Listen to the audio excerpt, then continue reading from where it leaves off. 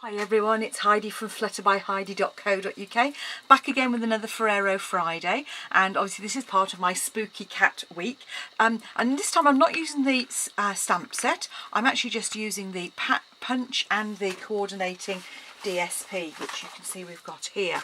So this has got some lovely sheets of designer series paper, so lovely cats, but as always with Stampin' Up paper, you know, but not both sides are really usable for all sorts of occasions. So although this is Halloween paper, on the opposite side you've got papers which could be used for any occasion. That'd be great for masculine cards.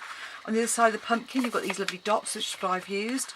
On the opposite side of the hats you've got this sort of like retro 60s kind of style, and then you've got some stripes as well as sort of trick or treat as well. So you've got a real range of papers there. So when you look at these papers, don't just think about Halloween, but think about those other uses. And the sort of blackened pumpkin pie kind of colour is really good for masculine type occasions. So we're making this cute little 2 Ferrero treat holder, and as you can see, it just opens up there. And I'm actually holding it closed with a magnet on this occasion, and we've got some lovely shimmer ribbon which I'm using as well here, just to add a little bit to it. And the lovely thing about this shimmer, it has got a really subtle sort of shimmer, and I just thought that would look, tie that back on, really sweet on top of it, just to finish that off. So that's what we're making today. So to start off with, you're going to need some cardstock. I will do the measurements in centimetres on my blog. I've just done it in inches for the moment. So to start off with, cut a piece of cardstock that is 5.5 inches, and then it's a really horrible measurement. It is 6 5/8. So you'll see on the trimmer, 6 3/4 is here, 6.5. So if you just judge it between the two, you'll be fine. Okay. So that's our basic piece of card, and you're going to score the long edge at 1 1/8, so I'm measuring that on the right here, 2 1/2, 3 7/8, and 5 1/4. Then turn it to portrait and just score at 1 3/8 and 4 1/8.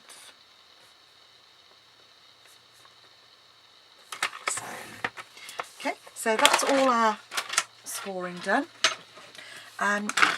Really need to reinforce these with a bone folder because it's a box, and particularly because it's a box with a that doesn't tuck in. You want a nice crisp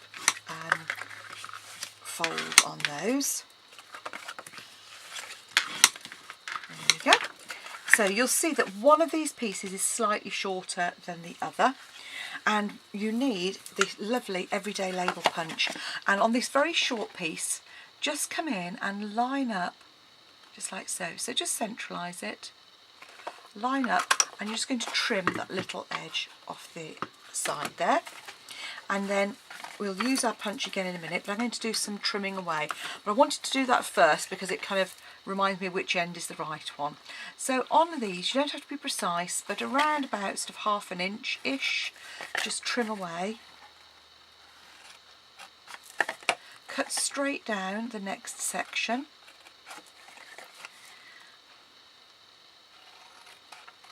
In the next section we're going to again trim away, because that's going to make the side of our box, and we're going to cut away completely these 2 squares here, like so. So repeat that on the other side. So coming in from the other end, cut away the 2 squares,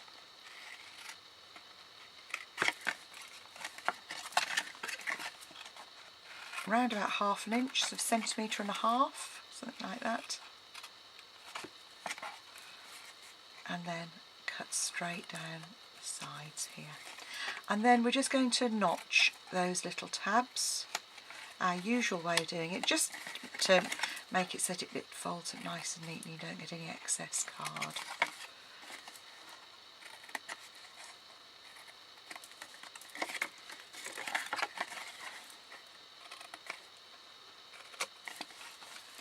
So you'll end up with a piece that looks like that. Now while it's flat, this is a good time to do the decoration for it. So if you get a strip of designer series paper, and so I'm using the Halloween one, and I've cut a strip that is 2 5/8. It is 1 1/4 inches wide, so I've just cut that down there, and then you're going to cut it at 2 5/8.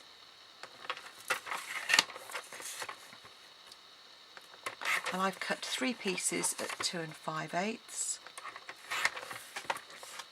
like so, and then I'm just going to cut another piece at 1 1/4, and you want 2 of those.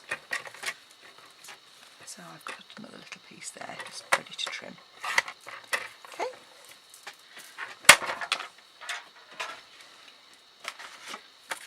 So what we're going to do is actually create the fancy edge on the front here. So if you just take your punch and literally just line it up in the corner there, and punch, and the same on the other corner, like so.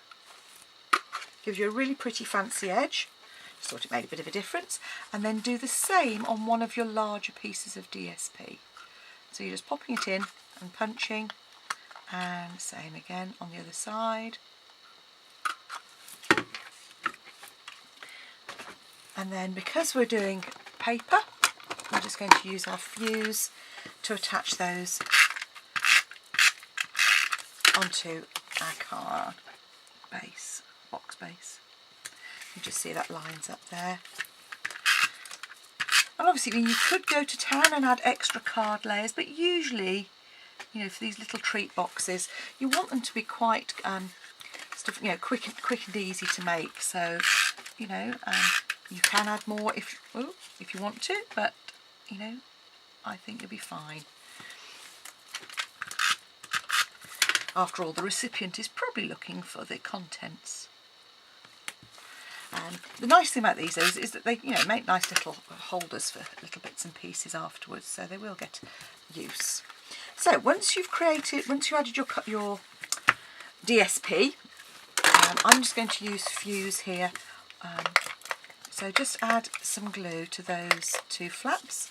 So our usual with fuse, just a gently and tick, and then create our box base. So just line those up and fold up, and you can see just by cutting that edge away, it just gives you a better finish.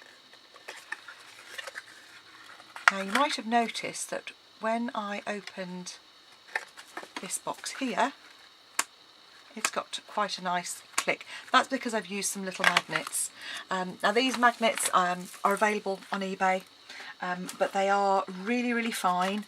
Obviously you need to be careful because obviously these are really strong magnets for people with heart conditions and all those sorts of things, but they're absolutely fantastic for us crafters. So get yourself a couple of the magnets, so they're so strong. You see, I just keep mine in a plastic pouch. They come like this. These are even smaller ones. Those are 5mm by 1mm. These are slightly bigger ones just because I happen to have them open already. And when you get 2 together, and the way I do it, and everybody has their own way, is I get a glue dot and attach it to one of those, pop that on the inside of the box, like so.